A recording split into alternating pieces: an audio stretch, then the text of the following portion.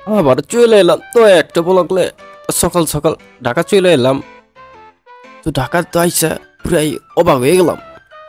ঢাকার রাস্তা এত সুন্দর লোক হবে আর বাস তো দিয়ে চলেই না। মাঝে মাঝে মনে হইতেছে বাস তো আইটাই যাই গে, আইটাই মনে হয় বাসের চাকে যাওয়া যাইব। ঘন্টায় মনে হয় 5 কিলো চলতেছে, মানুষ তো স্বাভাবিকভাবেই 10 কিলো হাঁটে। তো দেখতে দেখতে চলে এলাম বসুন্ধরা। আয় হায়, সামনে দিয়ে কি সুন্দর পানিও পড়তেছে। আবার দেখে অনেকে কাপল ব্লগও করে। আপনাকে দেখাই তো সামনে দেখেন অনেক ভিড়। তো ভিড় ঠেলে এখন ভিতরে বললাম, ভিতরে দেখি বিশাল একটা ডিসপ্লে দেওয়া। আবার দেখি গানও চলে, আবার কিছু অ্যাডও দেয়। আয় হায়, এটা কি? এটা দেখি আকাশে চলে যায় নাকি? না না, পরে দেখি এটা লিফট। পরে এটা দেখতে দেখতে হাঁটতেছি। পরে গোটা দোকানের সামনে খাইলাম। এই মা মতো আমাকে খারাপ করে বলদ বানিয়ে দিলে।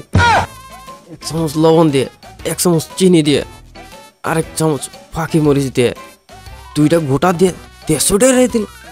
150 কি মগের মূলক নাকি? তো চুরি করতেছে না, করতেছে টাকাতে। ও ভুল হইলো, মেয়নিজ দিছে 1 চামচ। মেয়নিজ দিয়ে পুরা মরিচ দিয়ে এখন গোটা দিব। আবার চিনিও দিছি একটু, দেখেন 1 চামচও দেয় নাই, কমই দিছি। আমি ভাবলাম ক্যামেরাটা অন করি, বলক করলে একটু বেশি দিব না। তা দেখি বলকের ঠেলায় আরো কম দিতেছে।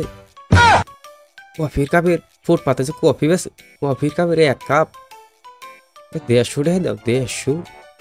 কিন্তু খাইতে কিন্তু ভালো ছিল, সেই স্বাদ, এত স্বাদ কে ধরলে কি গাইস। আমার কাছ থেকে কিন্তু 150 টাকাই রাখছে, 1 টাকা কম রাখে নাই।